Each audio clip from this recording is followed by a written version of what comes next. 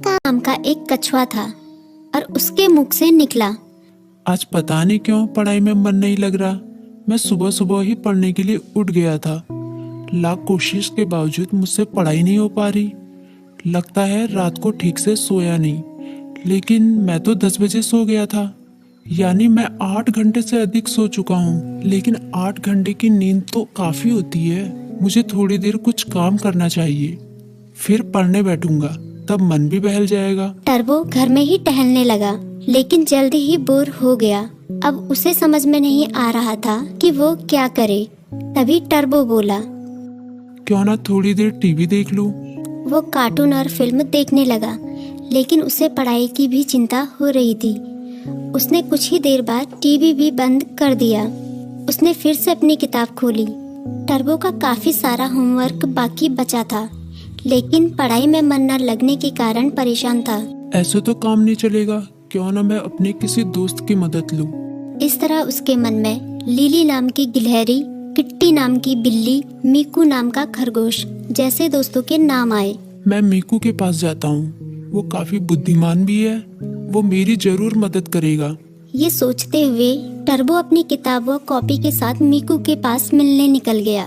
तभी मीकू बोला, अरे टर्बो, अच्छा हुआ तुम आ गए। मीकू ने उसका स्वागत किया, लेकिन जब उसकी नजर टर्बो की किताबों पर पड़ी तो वो चौंक गया। तुम अपनी किताब कॉपी के साथ आए हो, कोई खास काम है क्या? हाँ, मैं बड़ी मुसीबत में हूँ, मुझे तुम्हारी मदद चाहिए। यार, मेरा बार बार पढ़ाई में मन नहीं लगता। मैं कोशिश कर रहा हूँ पर मन ही नहीं लग रहा। इतना होमवर्क पड़ा हुआ है, पता नहीं मैं उसे कैसे पूरा करूँगा। टर्बो की बात सुनते ही मीकू बोला, पहले तुम आराम से बैठो। मम्मी ने आलू के पराठे बनाए हैं, उन्हें खाओ, फिर तुम्हारे होमवर्क के बारे में सोचते हैं। टर्बो ने अपने पेट पर हाथ फेरते हुए कहा, पराठे तो वाकई बहुत स्वादिष्ट थे।